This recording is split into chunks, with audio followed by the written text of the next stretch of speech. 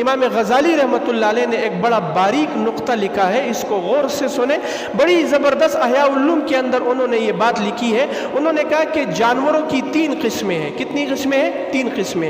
ایک جانور وہ ہوتے ہیں جن کا کام صرف اور صرف کیا ہے؟ راحت، یعنی کیا دینا، کسی کو جو اگلے کو جو ہے وہ راحت دینا، یہ مثال کے طور پہ اپنی نعمتیں دینا۔ آپ بکری کو دیکھ لیں، آپ گائے کو دیکھ لیں، وہ فائدہ ہی فائدہ دیتے ہیں شروع سے لے کر آخر تک۔ یعنی بکری جب تک جو ہے وہ دودھ سے نہیں سوکھتی، گائے جب تک دودھ دینے سے نہیں سوکھتی آپ کو دودھ دیتی ہے، جب وہ دودھ دینا بند کر دے آخر میں بھی فائدہ دیتی ہے، اس سے ہم گوشت لیتے ہیں، وہ بھی فائدہ ہے۔ یہ پہلی قسم کا جو ہے وہ کیا ہے؟ جانور ہے۔ اور دوسری قسم کا جانور کون ہے؟ جس کا کام ہے صرف اور صرف تکلیف دینا۔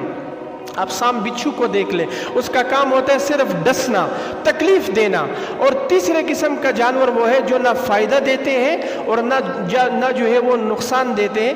آپ دیکھ لیں جو ہے بندر کو اور اسی طرح جو ہے وہ لومڑی کو، یہ نہ تکلیف دیتے ہیں نہ فائدہ دیتے ہیں۔ تو امام غزالی رحمۃ اللہ علیہ نے لکھا ہے کہ اے انسان، اے مخاطب انسان، تو جانوروں سے، جانداروں سے بہت افضل پیدا کیا گیا ہے۔ لقد خلقنا الانسان فی احسن تقویم۔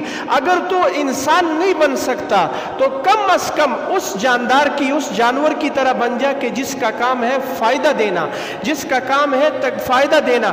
اگر اس کی طرح بھی نہیں بن سکتا تو کم از کم اس جانور کی طرح بن جا کہ جو نہ فائدہ دیتا ہے اور نہ نقصان دیتا ہے۔ اور اگر اس کی طرح بھی نہیں بن سکتا تو تیسرے کی طرح نہ بننا کہ جس کا کام ہے ہمیشہ تکلیف دینا، نقصان دینا۔ کم از کم جو ہے تو اس جانور کی طرح بن جا کہ جو نہ تکلیف دیتا ہے اور نہ فائدہ دیتا ہے۔ ہاں اگر تو نے بننا ہے، تجھے تو اللہ نے اشرف پیدا کیا ہے، تجھے تو اللہ نے سب سے وراء الورا پیدا کیا ہے، دھرتی، کائنات، زمین، آسمان، چاند، سورج، ستاروں سے بھی تجھے افضل بنایا ہے، ہر چیز سے افضل بنایا ہے، تیری جو ہے حیثیت بہت اونچی ہے۔ اس لیے رسول اللہ صلی اللہ علیہ وسلم کے بارے میں آتا ہے، اللہ کے نبی جب تہجد کے لیے اٹھتے تھے تو اللہ کے نبی اتنی آہستگی کے ساتھ اٹھتے تھے کہ کہیں اما عائشہ رضی اللہ تعالیٰ عنہ کو تکلیف نہ ہو، کہ آہستہ آہستہ جو ہے وہ اللہ کے نبی تہجد کی نماز کے لیے اٹھتے تھے۔ یہ ہے ہمارے پاس نبی کی زندگی، یہ ہے ہمارے پاس جو ہے وہ اسلام نے جو ہمیں زندگی پیش کی ہے۔ تو اس لیے آگے ارشاد فرمائے، یہ تو پہلی نصیحت تھی رسول اللہ صلی اللہ علیہ وسلم کی، اور دوسری نصیحت اللہ کے نبی کی کیا ہے؟ وَلَا تَحْقِرَنَّ شَيْئًا مِّنَ الْمَعْرُوفِ، کہ کسی نیکی کو حقیر نہ سمجھنا۔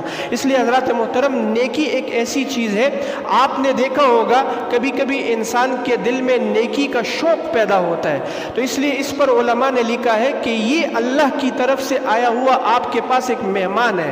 عموماً یہ ہوتا ہے نیکی کا شوق پیدا ہوتا ہے لیکن انسان اسے نہیں کر پاتا، تو یہ اس آئے ہوئے مہمان کی ناقدری کرتا ہے، کیونکہ جب اس پر عمل نہیں کرتا، ناقدری کرتا ہے، تو وہ نیکی کا جو دائیا دل میں پیدا ہوتا ہے، جو شوق دل میں پیدا ہوتا ہے، وہ اس سے کیا ہو جاتا ہے؟ ختم ہو جاتا ہے۔ تو اس لیے نیکی آپ کے پاس، نیکی کا جو خیال ہے، جو تصور ہے، جو ہے آپ کے ذہن میں پیدا ہوا ہے، یہ اللہ کے مہمان ہے۔ وہ ایک شخص کی بڑی زبردست بات ہے کہ کسی نیکی کو جو ہے کم نہ، چھوٹا نہ سمجھنا، ہلکا نہ سمجھنا۔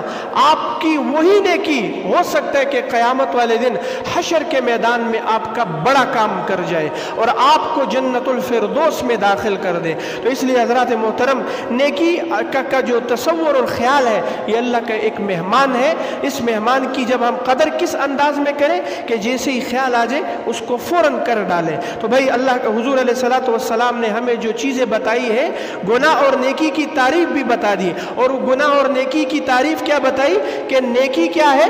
جو آپ کے دل کو خوش کر دے وہ نیکی ہے، اور جو آپ کے دل کو غمگین کر دے وہ گناہ ہے۔ عموماً آپ نے دیکھا ہوگا کہ گناہ کرنے کے بعد انسان کے اندر سے ایک آواز آتی ہے کہ تو نے برا کام کیا، اس لیے آپ کے اندر بھی ایک ایسا بندہ بیٹھا ہوا ہے، ایک ایسا مفتی بیٹھا ہوا ہے جو آپ کو گناہ کرتے وقت بھی روکتا ہے اور گناہ کرنے کے بعد بھی آپ کو بتاتا ہے کہ آپ نے برا کام کیا ہے۔ لیکن جس کے پاس بصیرت ہو، اس کو ان باتوں کا علم ہوتا ہے، وہی جانتا ہے کہ بھئی میرے اندر کی آواز کیا ہے۔ جو کچھ سنا گیا اللہ اس پر عمل کرنے والا اور آگے لوگوں تک پہنچانے والا بنائے۔ مزید اصلاحی بیانات کے لیے ہمارا یوٹیوب چینل ایمان को सब्सक्राइब करें। जज़ाकल्लाह।